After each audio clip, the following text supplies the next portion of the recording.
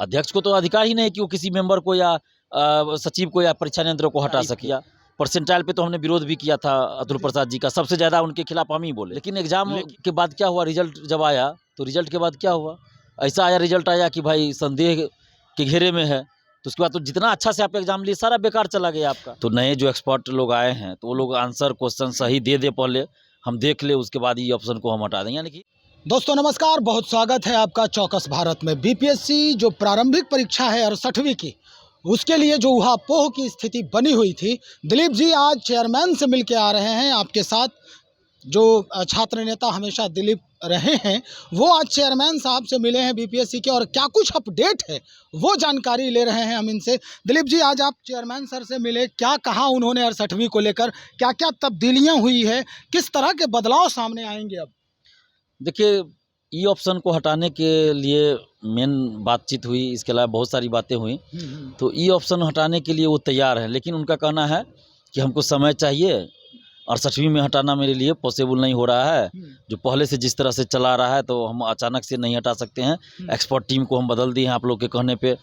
तो नए जो एक्सपर्ट लोग आए हैं तो वो लोग आंसर क्वेश्चन सही दे पहले, हम देख ले, उसके बाद ये ऑप्शन को हम हटा दें। यानी कि मतलब उनका यही इनडायरेक्टली कहना हुआ कि हम अभी भी सेफ्टी वाल के रूप में ये ऑप्शन को यूज करना चाहते हैं। पहले वो इस बात से निश्चिंत हो जाए कि आंसर गलत नहीं हो, सही क्वेश्चन हो, तब वो ये ऑप्शन को हटाएंगे। नहीं कि 69वीं से वो हटाना चाहते हैं। 69वीं से? हाँ, लेकिन हम लोग अभी भी मांग कर रहे हैं कि आप 68वीं से ही ऑप्शन को हटाइए। वो भी इस चीज़ को एक्सेप्ट किए हैं कि ये ऑप्शन गलत है, और ये ऑप्शन बीपीएससी ने अपने सुरक्षा के लिए एक तरह से रखा है कि क्वेश्चन गलत हो गया, आंसर गलत हो गया तो ये ऑप्शन को मान लिया जाएगा। तो इसलिए रखा है, अभी तक यही होता आ रहा है। इसके अलावा एक और प्रमुख बात हुई कि पीटी का जो आंसर, फाइनल आंसर दिया जाता है वो रिजल्ट के बाद दिया जाता है। तो अब रिजल्ट से पहले ही दे दिया जाए, ताकि जो 9 प्रश्न का उत्तर गलत आप दे देते हैं, बाद में कुछ नहीं होता है, आपको भी दिक्कत होती है, स्टूडेंट्स को भी दिक्कत होती है। तो अगर पहले आंसर दे दीजिएगा तो अगर उस पर आपत्ति होगा छात्रों को तो छात्रा के संपर्क करेंगे, तो उसके बाद फिर आंसर संशोधित होगा और फाइनल आंसर जो सही होगा उस पर कॉपी चेक होगा और उस पर रिजल्ट आएगा। ऐसे होता क्या है कि रिजल्ट एक बार आ जाने के बाद अब जो पास कर गए तो उनको भी बाहर करने में दिक्कत लगता है। तो इसलिए पहले ही ये चीज़ का डिसाइड हो जाए कि आंसर सही है कि गलत है। जो सही आंसर हो उसी पे कॉपी चेक हो। तो इस पर उन्होंने कहा है कि आगे से मैंने 68वीं से ये चीज़ हो जाएगा कि पीटी का फाइनल रिजल्ट आपको पहले ही जारी कर दिया जाएगा रिजल्ट से पहले, और उस पर अगर आपत्ति होगी तो छात्र या हम लोग जाके मिल सकते हैं, उनसे बता सकते हैं, और उनके जो एक्सपर्ट होंगे उनके सामने हम लोग अपना जो सोर्स रख सकते हैं। तो ये चीज़ पे बात हुई। इसके अलावा आपको ये मेंस की कॉपी जो चेकिंग होती है प्रक्रिया, उसके चलते होता है कि कभी मार्क्स 2 नंबर 5 नंबर 10 नंबर कम कर दिया, कभी किसी को बढ़ा दिया। तो इस पे भी बात हुई। तो उन्होंने कहा कि इसमें सुधार होगा, और जो पहले से प्रक्रिया चली आ रही कॉपी चेकिंग का, उसको हम बदल दिए हैं अब से। लेकिन वो क्या बदलाव किया गया वो उन्होंने बताया है, लेकिन उसको सार्वजनिक करना उचित नहीं है। क्योंकि मान लीजिए वो बता देंगे तो फिर जो चोर बैठा हुआ है बीपीएससी ऑफिस के अंदर, वो लोग दिमाग लगाएगा। मतलब आपके अनुसार वो छात्र हित में है या नहीं? हित में है, छात्र हित में है, तभी तो हम सार्वजनिक नहीं कर रहे हैं। अगर छात्र हित में नहीं होता तो हम विरोध करते वहीं पे, और बाहर आके भी विरोध करते। लेकिन वो छात्र हित में है तो इसलिए हम उस चीज़ को सार्वजनिक नहीं करेंगे, उचित नहीं है। बाकी कॉपी मेंस की जो है वो भी किस तरह से रखी जाएगी, वो सारी बातें उन्होंने बताई है। तो इससे है कि उनका जो इरादा सही लग रहा है, इरादा सही लग रहा है। और प्लस इसके अलावा 67वीं के बारे में भी बातचीत किए कि हम लोग इतना बड़ा आंदोलन किए फिर भी आपने कुछ नहीं सुना। तो उनका कहना यही था कि हम मजबूर हैं, एक्सपर्ट टीम जो पहले से बना हुआ था उसने जो आंसर दिया उसको हम ये नहीं कर सकते हैं, उसको मानना मेरी मजबूरी है। तो आप ही लोग के शिकायत के बाद उन लोगों को हम बाहर कर दिए हैं, अब नए लोगों को हम रखे हैं। तो हम कहीं 67वीं में तो अन्याय हुआ है, तो उसको तो न्याय, उसमें तो न्याय होना चाहिए ना।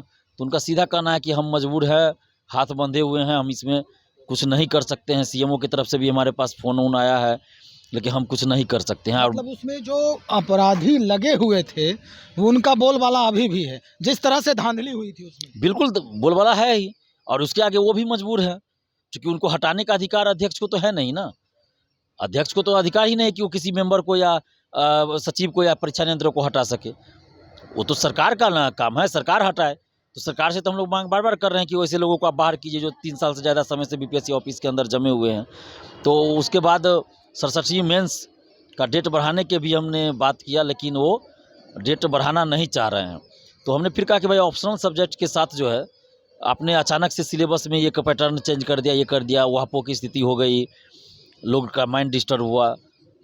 तो उस पे जैसे लगा कि वो ऑप्शनल सब्जेक्ट के लिए शायद कुछ सोचे कि ऑप्शनल सब्जेक्ट वाले को कुछ मतलब समय दिया जाए। अब क्या करेंगे, वो स्पष्ट कुछ बोले नहीं है, वो बोले कि हम देखते हैं, विचार करते हैं और देखिए आगे क्या होता है। दिलीप जी, एक अहम सवाल ये होता है अभ्यर्थियों को, जब अभ्यर्थियों से बात होती है तो उनका ये कहना होता है कि पहले तो बीपीएससी जो है वो कैलेंडर जो जारी करती है उस कैलेंडर पे अपना काम नहीं करती है, यानी परीक्षा के लिए जो निर्धारित तिथि उस पे वो काम नहीं करती है, और उसके बाद इस तरह के जो कारनामे होते रहते हैं बीच बीच में, ये हमारे लिए और स्ट्रेस का कारण होता है। तो कैलेंडर जो निर्धारित हुआ है उस पे भी बात हुई है क्या कि पीटी अगर इस महीने में होगा, मेंस इस महीने में होगा, या फिर कुछ और बातें इस मुद्दे पर नहीं, हुई? उनका कहना है कि हम प्रयास कर रहे हैं, जो सुधार के लिए। सुधार के लिए कैलेंडर जारी कर रहे हैं।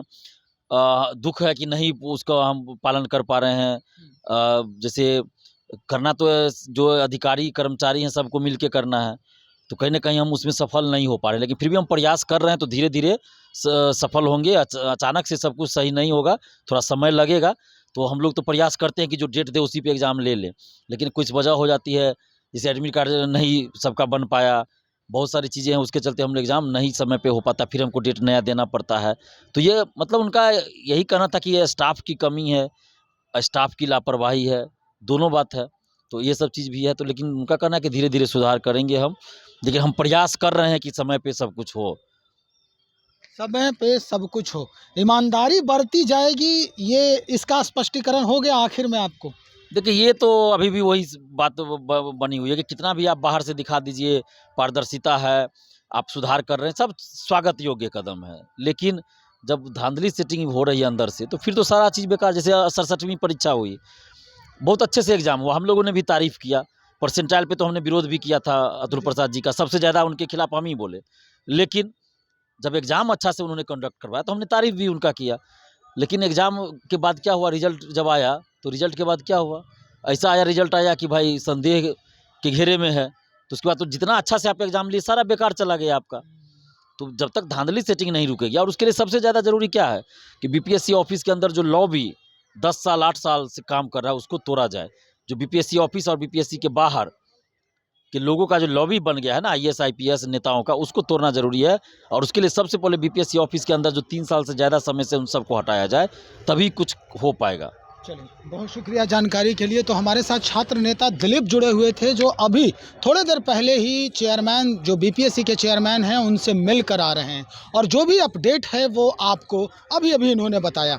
लेकिन एक बात जो है वो स्पष्ट हो चुका है कि अगर धांधली होती है बीपीएससी के अंदर और कोई भी अव्यवस्था सर चढ़ के बात करता है, तो निश्चित तौर पर उन अभ्यर्थियों का भविष्य जो है फिर से अंधकार में लटक सकता है।